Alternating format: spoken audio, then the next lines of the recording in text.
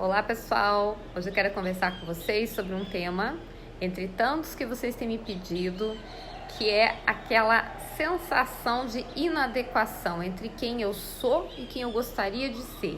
Essa briga aí tão humana, tão real, que na maioria das vezes aí está todo dia aqui por dentro, né, se degladiando com a gente. E que nem sempre é simples, mas que é tão importante para o nosso crescimento ao longo dessa imensa jornada chamada vida. Né? Ela começa das coisinhas mais simples. Eu quero fazer regime, mas eu vou lá e assalto a geladeira. Eu me sinto inseguro para falar, quero falar, daí eu recuo, ou ao contrário, eu quero falar menos e acabo emitindo opinião a mais. Essas dualidades, né? Como eu me vejo, como o outro me vê. Às vezes eu tenho uma ideia de mim que não é condizente, por exemplo, com a ideia que às vezes os outros têm e a gente vai se surpreendendo. E na medida que a gente para de ficar brigando com essa nossa dualidade, que a gente para de fugir das nossas verdades, a gente consegue integrar isso.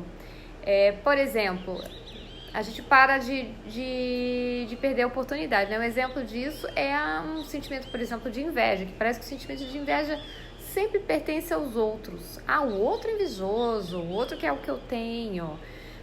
Eu uso sal grosso no banho para me proteger da inveja. Mas e quando a inveja está na gente, que é um sentimento tão comum, tão natural do ser humano, tão rejeitado, e como isso pode ser usado a nosso favor, né? Na medida que a gente, de repente, sente inveja de alguém, fica incomodado com o sucesso alheio, se a gente começar a olhar para aquilo ali com mais atenção, será que a gente não pode crescer? É mais ou menos como um sintoma do nosso corpo. Se a gente sente alguma coisa que não vai bem, a gente está com febre, a gente vai no médico, né? E aí ele vai dizer pra gente que a gente de repente está aí com um resfriado, a gente está com uma doença qualquer que a gente tenha que tratar. Se a gente não tiver o sintoma, não tem como tratar. A inveja, o ciúme, o ressentimento, o sentimento de menos-valia, são todos sintomas que nos sinalizam que algo na gente precisa ser reolhado, revisto, ressignificado. Então a gente tem que começar, ao invés de ficar simplesmente refutando, dando uma oportunidade para o nosso psiquismo perceber, sinalizar. Isso me faz até lembrar de uma história super interessante de um garotinho chamado Martin, que um belo dia ele tem a ideia que ele quer ir sozinho visitar os avós. Todos os anos ele vai passar as férias na casa dos avós com os pais, eles pegam um trem, vão para a casa dos avós, passam alguns dias e voltam para casa. Mas em um determinado período, Martin pega e diz para os pais que ele quer ir sozinho.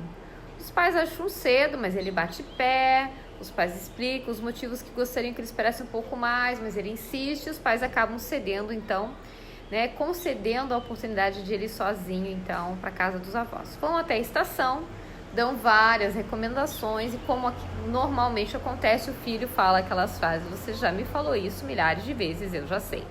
E então, quando o garotinho vai embarcar, o pai diz o seguinte: olha, o papai vai colocar um bilhetinho no seu bolso.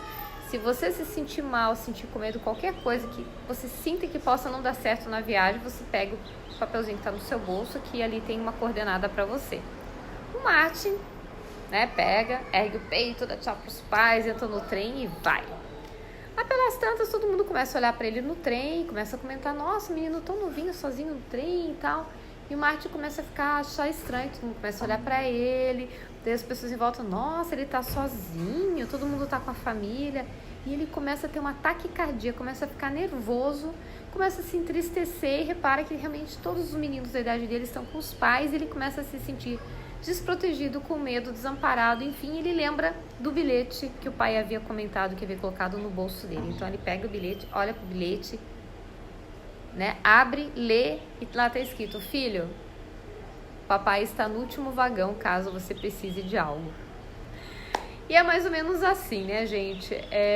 Assim como os nossos pais, eles ao longo da vida, os bons pais aí vão nos protegendo, vão nos cuidando, vão sabendo que talvez a gente precise de um tempo para absorver as coisas que a gente dá conta, mesmo quando a gente insiste dizendo que a gente dá, eles sabem que a gente não dá, talvez eles estejam em muitos momentos no nosso último vagão. Nós também temos que ter essa compreensão, essa generosidade de entender que em muitos momentos nós temos que nos dirigir ao último vagão. Nós temos que baixar a nossa guarda, parar de brigar com a nossa essência, parar de ter vergonha de quem somos, porque nós temos coisas incríveis, inúmeras qualidades bacanas, que realmente nos impulsionam para essa viagem, mas que terão vulnerabilidades que talvez precisem que nós recorramos ao último vagão. E o que tem lá nesse último vagão, quando não são mais os pais, quando a gente está por nossa conta aí ao longo da jornada da vida, né? Estejam os pais vivos ou não, a gente uma hora tem que encarar a nossa vida.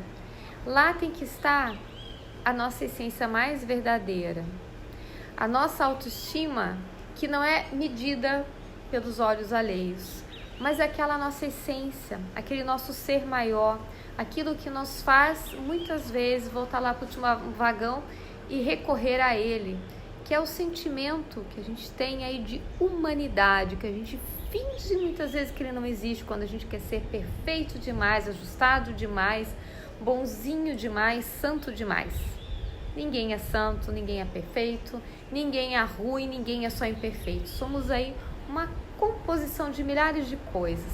E quando a gente começa a entender que somos filhos de nós mesmos, que esse último vagão, muitas vezes, tem ali muito mais que um pai, que uma mãe, tem também todo um conteúdo da nossa bagagem pronto a ser desenvolvido, pronto para você se apropriar dele, querendo que você realmente olhe para ele, que é o que a gente vê muito na clínica, né? A hora que a gente para de brigar com um sintoma do nosso corpo, quando a gente para de brigar com sentimentos de menos-valia, quando a gente para de se achar uma fraude, quando a gente para de olhar só para o que nos falta e começa a ver que bacana são as coisas que a gente tem, para a gente também poder olhar com muito carinho para aquilo que a gente não tem e que é importante que a gente não tenha, porque é justamente ali onde existe falta que a gente pode começar a elaborar novos conteúdos. Não foi assim lá atrás? Não foi minha falta que me levou para a escola, minha falta de tantas coisas que eu tinha que aprender? E por que depois a gente desaprende a importância do aprender? Por que quando a gente é criança os olhos brilham diante do novo e depois a gente vai, né, na medida que a gente vai envelhecendo, a gente parece que vai ficando com vergonha de dizer eu não sei, eu realmente me desculpe, eu fiquei com ciúme, eu me senti inferior? Por que a gente não fala isso? Por que a gente não reflete mais profundamente, né? A criança, ela faz burro, dali a pouco passa o burro, ela vai brincar com os coleguinhas, ai, vamos fazer as pazes, os amigos de novo. Às vezes a gente tem que fazer isso com a gente, tem que fazer isso com os outros. Tem que entender que nesse último vagão existe essência e a gente pode e deve recorrer a ele. E que às vezes é lá, né, naquele momento assim de maior dificuldade, lá que tá largadinho lá no último vagão, às vezes tem conteúdos super importantes, né? Tem histórias, tem conteúdo familiar, tem coisas que a gente aprendeu ao longo da vida, tem partes de nós mesmos que nós deixamos lá abandonadas, talvez por N questões, né? Quem volta a estudar, quem volta a amar, quem reaprende a se desculpar, quem reaprende a aprender, quem não quer subestimar aquilo que não sabe, mas quer se apropriar do que não sabe para poder se reinventar ao longo dessa jornada, sabe a importância do primeiro, do segundo, do terceiro, do quarto, quinto, sexto, sétimo e último vagão. E hoje eu estou aqui justamente para falar sobre isso. Não desperdice nada da sua jornada. Não tenha vergonha daquilo que você aprendeu que é feio. Aquilo que você aprendeu que é feio é um conteúdo muito mais social do que real. Talvez o que você julgue como feio seja a resposta para inúmeras coisas que você quer entender do seu processo de desenvolvimento interior, cognitivo, material, né, social, espiritual, enfim. Olhe para você mesmo com carinho e veja que muitos conteúdos que você julga vergonhosos talvez sejam os conteúdos mais preciosos para você poder ir subir nas plataformas, novas plataformas de apoio para evoluir, crescer, se autodesenvolver. Não existe feio e bonito, né? Não existe, não acredito muito em pecados. Esses dias eu falei isso, muita gente perguntou por quê. O que eu acredito são em bloqueios. E talvez a gente tenha que fazer nessa vida justamente isso. Aprender a entender que os bloqueios podem ser umas pedrinhas para a gente olhar além do muro e conseguir fazer essas travessias aí que pareciam tão difíceis, mas que no fundo são tão preciosas. Não esqueça então de visitar o último vagão.